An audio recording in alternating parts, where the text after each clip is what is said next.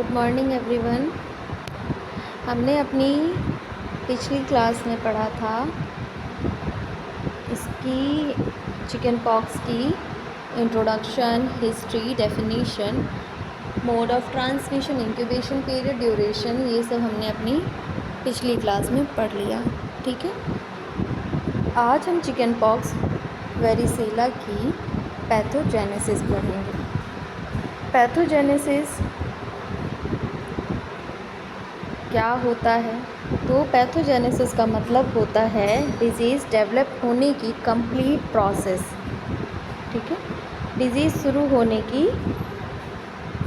या फिर डेवलप होने की कंप्लीट प्रोसेस, यानी वायरस बॉडी में एंटर कैसे करता है, किस रूट से स्प्रेड होता है, ऑर्गन को कैसे अफेक्ट करता है, स्किन पर रैश कैसे बनाता है और बॉडी उस वायरस के अगेंस्ट इम्यूनिटी कैसे डेवलप करती है। ठीक है, तो हम ये पढ़ेंगे।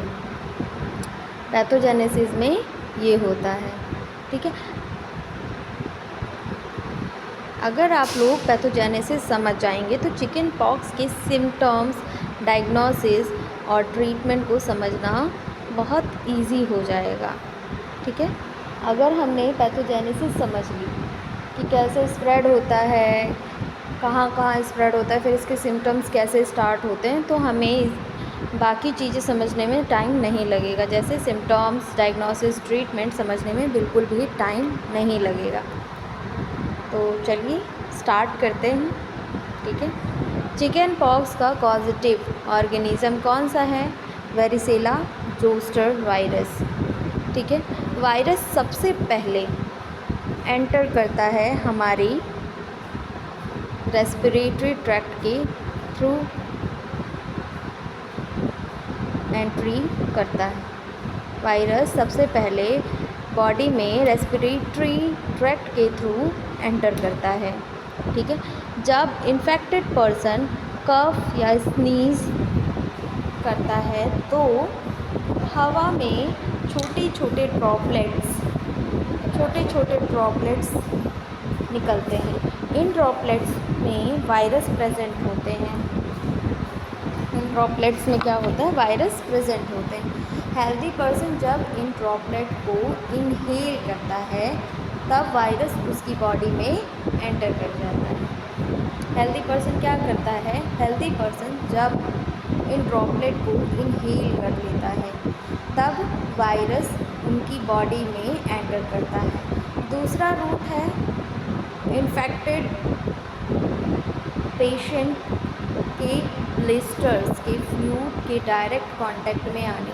जैसे जो इन्फेक्टेड पर्सन है उसके जो ब्लिस्टर्स हैं उनके डायरेक्ट कांटेक्ट में आने से। ठीक है, इसीलिए चिकन पॉक्स को हाईली कंटीजियस डिजीज़ कहा जाता है। ठीक है, इसीलिए वायरस को हाईली कंटीजियस डिजीज़ कहा जाता है। नेक्स्ट है अपना प्राइमरी रेप्लिकेशन।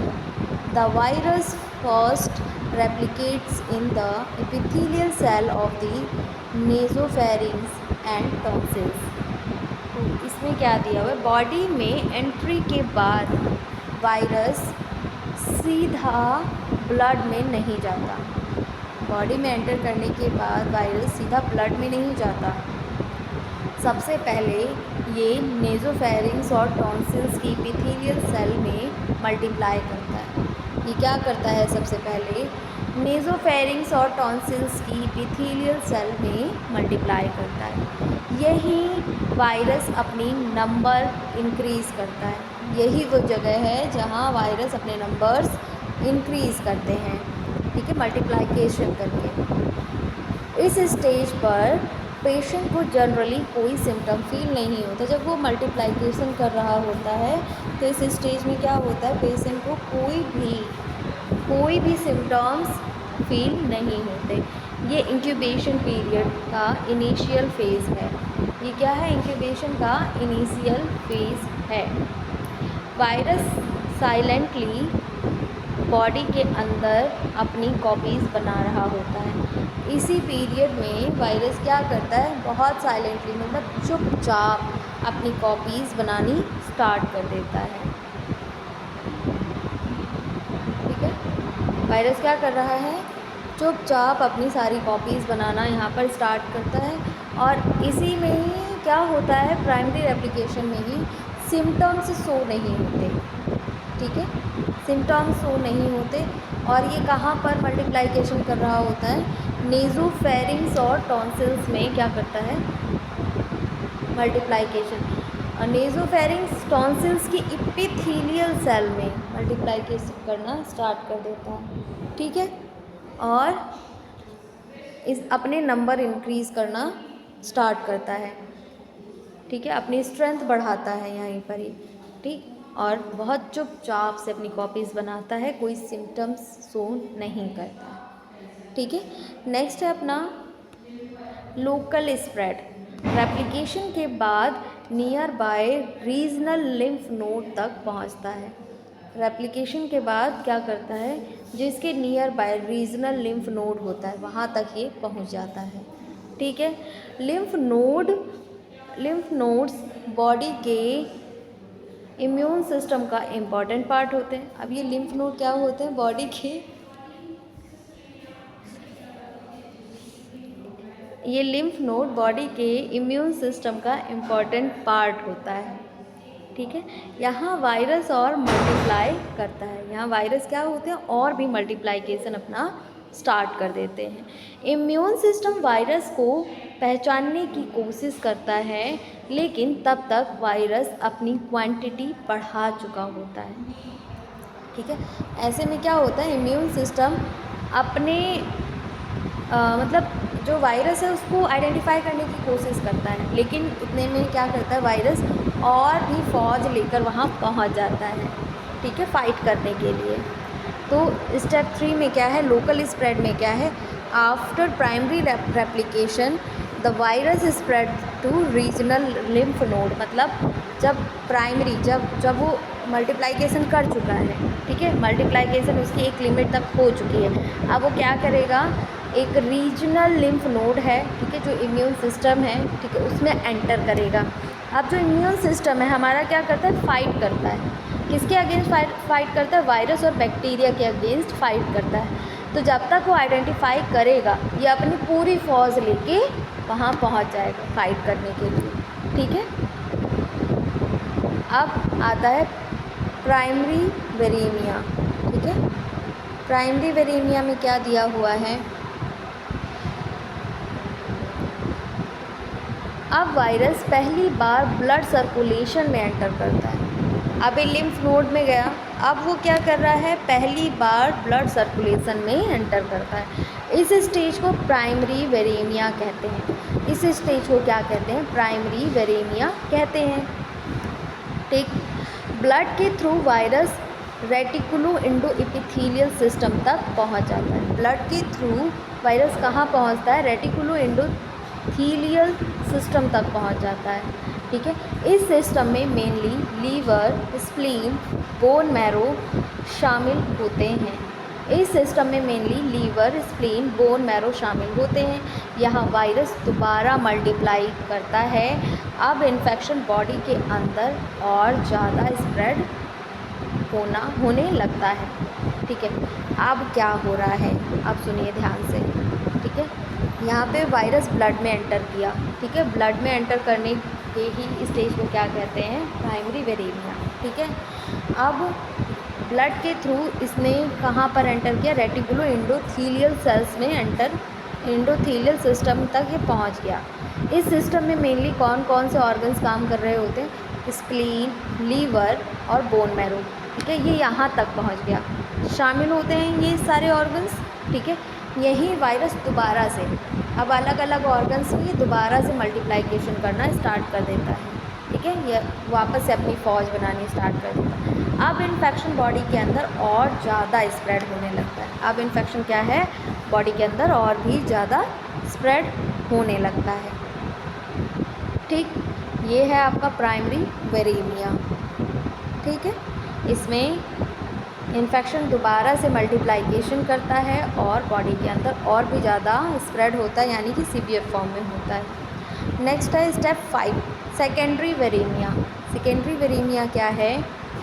जब ऑर्गन्स में वायरस की क्वांटिटी बहुत ज़्यादा हो जाती है, जब ऑर्गन्स में वायरस की क्वांटिटी बहुत ज़्यादा हो जाती है, तब वायरस दोबारा ब्लड स्ट्रीम में आता है। तब वायरस क्या करता है? दोबारा ब्लड स्ट्रीम में आता है। इस प्रोसेस को सेकेंडरी वेरेमिया कहते हैं। इस प्रोसेस को सेकेंडरी वेरेमिया कहा जाता है। ये स्टेज चिकन पॉक्स की सबसे इम्पॉर्टेंट स्टेज होती है। ये स्टेज चिकन पॉक्स की सबसे इम्पॉर्टेंट स्टेज होती है। अब वायरस ब्लड के थ्रू पूरी बॉडी में रैपिडली स्प्रेड हो जाता है। अब क्या होगा? वायरस जो है बॉडी के थ्रू पूरी बॉडी में अब वायरस ब्लड के थ्रू पूरी बॉडी में रैपिडली स्प्रेड होगा। ठीक है। इसी स्टेज के बाद पेशेंट में सिम्टम्स डेवलप शुरू होते हैं। इसी स्टेज के बाद क्या होता है? पेशेंट में सिम्टम्स डेवलप होने शुरू हो जाते हैं। फीवर, वीकनेस और मलेज इसी पीरियड में स्टार्ट होते हैं। कौन कौन से सिम्टम्स होते हैं? फीवर, मलेज, वीकनेस, ये सब इसी पीरियड में स्टार्ट होते हैं। ठीक है। एक बार फिर से बता दे रही हूँ, जब ऑर्गन में वायरस की क्वांटिटी बहुत ज़्यादा हो जाती है, तब वायरस दोबारा ब्लड स्ट्रीम में आ जाते हैं। देखो, अब उसने अपनी पूरी फैमिली बना ली, अब अगर ओवर हो रहा है तो वो दोबारा से ब्लड स्ट्रीम में चला जाएगा। इस प्रोसेस को सेकेंडरी वेरेमिया कहते हैं। इस प्रोसेस को क्या कहते हैं? सेकेंडरी वेरेमिया कहते हैं। ये स्टेज चिकन पॉक्स की सबसे इम्पॉर्टेंट स्टेज होती है। ये स्टेज चिकन पॉक्स की सबसे इम्पॉर्टेंट स्टेज होती है। अब वायरस ब्लड के थ्रू पूरी बॉडी में रैपिडली स्प्रेड हो जाती है। क्या होती है? अब वायरस जो है ब्लड के थ्रू पूरी बॉडी में स्प्रेड हो जाती है। ठीक है। इसी स्टेज के बाद पेशेंट में सिम्टम्स डेवलप होने शुरू होते हैं। इसी स्टेज के बाद क्या होता है? पेशेंट में सिम्टम्स डेवलप होने शुरू होते हैं, जैसे फीवर, वीकनेस, फटीग इसी पीरियड में स्टार्ट होता है। ठीक है। क्या क्या स्टार्ट होता है? फीवर, वीकनेस, मलेज, फटीग इसी पीरियड में स्टार्ट होता है। नेक्स्ट है स्टेप 6। स्टेप 6 में है spread to skin and mucosa. मतलब सेकेंडरी वेरेमिया के बाद वायरस स्किन और म्यूकस मेम्ब्रेन तक पहुंचता है। सेकेंडरी वेरेमिया हो गया। ठीक है। सेकेंडरी वेरेमिया के बाद वायरस कहाँ गया? स्किन और म्यूकस मेम्ब्रेन तक पहुंच गया। ठीक है। वायरस स्किन सेल को इन्फेक्ट करता है। वायरस क्या करता है? स्किन सेल्स को इन्फेक्ट करता है। सेल डैमेज होने लगते हैं। ठीक है।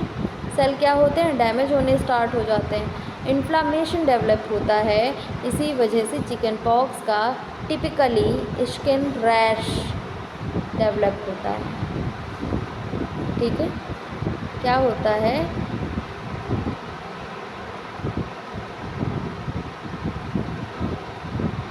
जो स्किन रैश है वो डेवलप होना स्टार्ट हो जाता है। माउथ के अंदर भी लीजन्स डेवलप हो सकते हैं। ठीक है। माउथ के अंदर भी लीजन्स डेवलप हो सकते हैं। अब देखो, जो सेकेंडरी वेरेमिया है, ठीक है, उसके बाद वायरस किसके अंदर एंटर करता है? उसके बाद वायरस स्किन और म्यूकस मेम्ब्रेन के अंदर एंटर करता है, वहाँ तक पहुँच जाता है। ठीक है। इसके बाद स्किन सेल्स को क्या करता है? इन्फेक्ट करना स्टार्ट कर देता है। अब इन्फेक्ट किया, वहाँ पे डैमेज हुआ। डैमेज होने के बाद वहाँ पे इन्फ्लामेशन होनी स्टार्ट हो गई। अब इन्फ्लामेशन हुई। ठीक है। अब इन्फ्लामेशन स्टार्ट हुआ तो क्या होगा? जो स्किन पर रैशेज आते हैं, ठीक है, जो ब्लिस्टर्स बनते हैं, इन्हीं की वजह से डेवलप होने स्टार्ट हो जाते हैं। फिर माउथ के अंदर भी लीजन डेवलप हो सकते हैं। माउथ के अंदर भी लीजन डेवलप हो सकते हैं। नेक्स्ट है स्टेप 7। स्टेप 7 में क्या है, रैश फॉर्मेशन। रैश फॉर्मेशन में क्या है,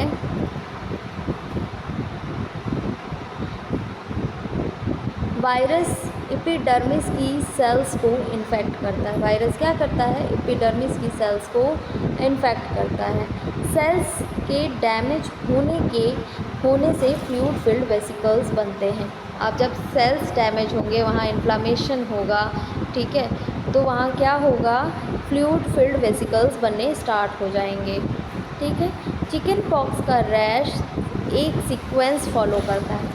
अब चिकन पॉक्स का जो रैश है वो एक सीक्वेंस फॉलो करता है। सबसे पहले मैक्यूल बनाता है। सबसे पहले क्या बनाता है, इमेज में आपको दिख रहा होगा कि वो क्या बना रहा है, मैक्यूल बना रहा है। जैसे जब कोई मच्छर काटता है ना, उस तरीके से, ठीक है, मैक्यूल बनाया उसने, ठीक। सबसे पहले मैक्यूल बनता है। मैक्यूल एक फ्लैट रेड स्पॉट होता है, जैसे मच्छर काटता है और फिर उसी जगह मतलब ईचिंग होती है, थोड़ा सा फूल जाता है, वैसे ही होता है इसमें, ठीक है। इसके बाद पैप्यूल डेवलप होता है। इसके बाद पैप्यूल डेवलप होता है। पैप्यूल एक छोटा सा दाना बन जाता है, ठीक है। पैप्यूल में क्या होता है, एक छोटा सा दाना बन जाता है, ठीक है। स्पोर्ट बिकम रेस्ड, मतलब जिस स्पोर्ट पे वो होता है वो अब दाने का रूप ले चुका है, ठीक है। उसके बाद क्या होता है, पैप्यूल हल्का रेस्ड लीजन हो जाता है, फिर वेसिकल्स बनती हैं। फिर क्या बनती हैं, वेसिकल्स बनने स्टार्ट होती हैं। वेसिकल्स क्लियर फ्लूइड से फिल्ड ब्लिस्टर होती हैं। वेसिकल क्या होती हैं, वेसिकल क्लियर फ्लूइड से फिल्ड ब्लिस्टर्स होती हैं। अगर इन्फ्लामेशन बढ़ जाए तो फ्लूइड क्लाउडी हो सकता है। अगर इन्फ्लामेशन बढ़ गया तो जो फ्लूइड है वो क्लाउडी हो जाएगा। क्लाउडी और पोस्ट्यूल बन सकते हैं।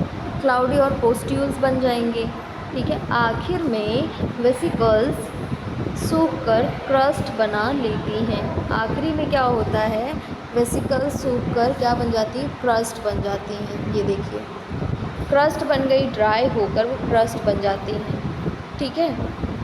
ये क्रस्ट कुछ दिनों बाद नेचुरली गिर जाती हैं और स्किन हील हो जाती है, ठीक है। ये क्रस्ट क्या होती हैं, कुछ दिनों बाद नेचुरली गिर जाती हैं और स्किन हील हो जाती है। जो इसके स्कार हैं ये ज़्यादा समय तक नहीं रहते हैं चिकन पॉक्स के, ठीक है। अगर ईचिंग की है, ठीक है, अगर ईचिंग की है और उसको ज़बरदस्ती जो ब्लिस्टर्स हैं उनको फोड़ने की कोशिश की है, तब स्कार्स काफ़ी लंबे समय तक रह सकते हैं। अदरवाइज़ अगर आपने उसमें ईचिंग नहीं किया, ठीक है, उसको स्क्रैच नहीं किया, उसको कुछ भी नहीं किया, तो वहाँ पर कुछ भी नहीं होगा, ठीक है, वहाँ पर कुछ भी नहीं होगा, कोई स्कार्स देखने को नहीं मिलेंगे। नेक्स्ट है, फिर इसके बाद वो मैंने बताया क्रस्ट बन जाता है। क्रस्ट बनकर वो अपने आप गिर जाता है, स्किन हील होने स्टार्ट हो जाता है, ठीक है। नेक्स्ट है अपना multiple crops of legion. Multiple crops of legion means chicken pox की सबसे ख़ास फीचर है मल्टीपल क्रॉप्स ऑफ लीजन, ठीक है। इसकी सबसे ख़ास बात है मल्टीपल क्रॉप्स ऑफ लीजन्स होते हैं इसमें। इसका मतलब है कि नए रेशेस एक साथ नहीं निकलते। इसका मतलब नए रेशेस एक साथ तो नहीं निकलते हैं। 3 से 5 दिन तक नए लीजन आते हैं। 3 से 5 दिन तक नए लीजन स्टार्ट रहते हैं, आते रहते हैं, ठीक है। इसी वजह से एक ही पेशेंट की स्किन पर एक ही टाइम पर मैक्यूल्स, पैप्यूल्स, वेसिकल्स, पोस्ट्यूल और क्रस्ट सब एक साथ देखे जा सकते हैं। ये चिकन पॉक्स की क्लासिकल क्लिनिकल फ़ीचर है। ये चिकन पॉक्स की क्लासिकल क्लिनिकल फ़ीचर है। नेक्स्ट है स्टेप 9, इसमें इम्यून रिस्पॉन्स आता है। इम्यून रिस्पॉन्स क्या है, अब बॉडी वायरस के अगेंस्ट रिस्पॉन्स देना शुरू करती है। सबसे इम्पॉर्टेंट रोल है सेल मीडिएटेड इम्यूनिटी का, ठीक है। सबसे इम्पॉर्टेंट रोल किसका है? सेल मेडिएटेड इम्यूनिटी का होता है। ये इन्फेक्टेड सेल्स को डिस्ट्रॉय करती हैं। ये क्या करती हैं? इन्फेक्टेड सेल्स को डिस्ट्रॉय करती हैं। उसके बाद एंटीबॉडीज़ डेवलप होती हैं। उसके बाद क्या होती हैं? एंटीबॉडीज़ डेवलप होती हैं। सबसे पहले IgM एंटीबॉडीज़ बनती है। सबसे पहले कौन सी इम्यूनिटी बनती है? IgM एंटीबॉडीज़ बनती है। ठीक है, ये अक्यूट इन्फेक्शन का इंडिकेशन होती है। ये किसका इंडिकेशन है? ये अक्यूट इन्फेक्शन का इंडिकेशन है। बाद में IgG एंटीबॉडीज़ डेवलप होती हैं। बाद में IgG एंटीबॉडीज़ डेवलप होती हैं। IgG antibodies long term protection provide करती हैं। IgG क्या करती हैं? IgG antibodies long term protection provide करती हैं। इसी वजह से ज़्यादातर लोगों को चिकन पॉक्स लाइफ में सिर्फ एक बार होता है। यही एक रीज़न है, जिनको एक बार हो गया उनको दोबारा नहीं होता। किसकी वजह से? IgG एंटीबॉडीज़ की वजह से। ठीक है, नेक्स्ट है स्टेप 10, जिसमें वायरल लेटेंसी एंड रीएक्टिवेशन दिया हुआ है। ठीक है, इसमें क्या होता है? रिकवरी के बाद भी वायरस कंप्लीटली बॉडी से बाहर नहीं निकलता। ये डोर्सल रूट गैंग्लिया और क्रेनियल नर्व गैंग्लिया में डोरमेंट स्टेट में चला जाता है या फिर स्लीपिंग स्टेज में रहता है। ठीक है, वायरस कई सालों तक इनएक्टिव रह सकता है, स्लीपिंग स्टेज में जा सकता है। अगर फ्यूचर में इम्यूनिटी वीक हो जाए, जैसे ओल्ड एज में, स्ट्रेस में, या फिर कैंसर या फिर HIV में, ये इम्यूनोसप्रेसिव मेडिसिन्स की वजह से होता है, तो वायरस दोबारा एक्टिवेट हो सकता है। इस रीएक्टिवेशन को हर्पस जोस्टर यानी शिंगल्स कहते हैं। जब वो दोबारा रीएक्टिवेट होती है तो एक नई डिजीज़ के फॉर्म में होती है, शिंगल्स वायरस, जिसको हर्पस जोस्टर कहते हैं। ठीक है, इसमें painful unilateral vesicular rash develop होते हैं। इसमें painful unilateral vesicular rash develop होते हैं। इसीलिए चिकन पॉक्स और शिंगल्स दोनों का पॉजिटिव वायरस सेम होता है, वेरिसेला जोस्टर वायरस। ठीक है स्टूडेंट्स, तो क्लास आज हमने चिकन पॉक्स की कंप्लीट पैथोजेनेसिस को स्टेप बाय स्टेप पढ़ा। ठीक है, हमने समझा कि वायरस रेस्पिरेटरी ट्रैक्ट से बॉडी में एंटर करता है और नेज़ोफेरिंक्स में रेप्लिकेट करता है। लिम्फ नोड और ब्लड के through liver, spleen, bone marrow तक पहुंचता है। वहां से सेकेंडरी वेरेमिया के बाद स्किन को इन्फेक्ट करता है, जिससे कैरेक्टरिस्टिक रैश डेवलप होते हैं। बॉडी इम्यून रिस्पॉन्स डेवलप करती है और पेशेंट रिकवर हो जाता है। लेकिन वायरस नर्व गैंग्लिया में लेटेंट फॉर्म में लाइफ लॉन्ग रह सकता है और बाद में हर्पस जोस्टर के रूप में रीएक्टिवेट हो सकता है। ये कंप्लीट पैथोजेनेसिस है आपकी। ठीक है, चिकन पॉक्स की ये कंप्लीट पैथोजेनेसिस थी जो हमने अभी तक डील की है। अब हम अपनी नेक्स्ट क्लास में पढ़ेंगे कि इसके सिम्टम्स, ठीक है, इसके सिम्टम्स पढ़ेंगे, ट्रीटमेंट पढ़ेंगे, डायग्नोसिस पढ़ेंगे, मैनेजमेंट पढ़ेंगे, प्रिवेंशन पढ़ेंगे, कॉम्प्लिकेशंस पढ़ेंगे। हम इसकी नेक्स्ट क्लास में पढ़ेंगे। ठीक है क्लास, तो क्लास एंड करने से पहले मैं आपको एक नोटिस देना चाहूँगी, जैसे कि अगर आपने BA MS BH MS BO MS BNYS किया है तो लीगल वे में प्राइमरी स्टेज पे एलोपैथिक प्रैक्टिस करना चाहते हैं तो मैं आपको लीगल गवर्नमेंट कोर्स के बारे में बता रही हूँ, जो है CCH।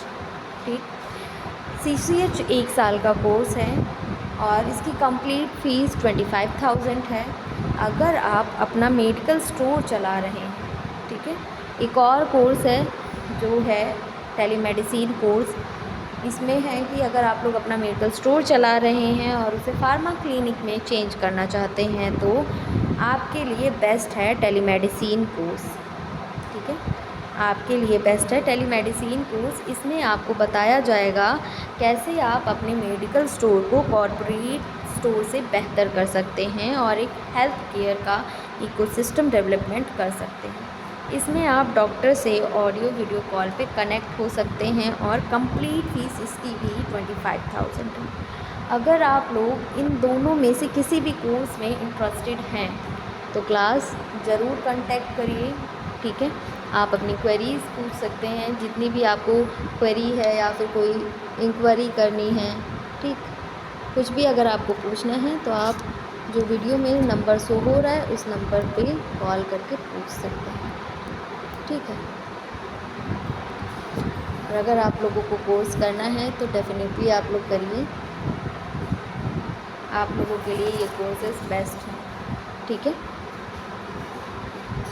तो आज हम क्लास यहीं पर एंड करते हैं। Thank you everyone.